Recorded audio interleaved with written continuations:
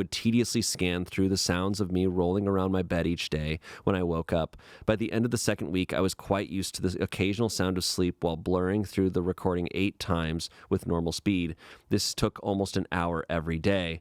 On the first day of the third week, I thought I heard something different. What I found was a shrill voice. It was the Rake. I can't listen to it long enough to even begin to describe it.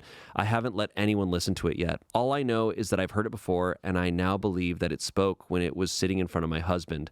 I don't remember hearing anything at the time, but for some reason the voice on the recorder immediately brings me back to that moment. The thoughts that must have gone through my daughter's head make me very upset.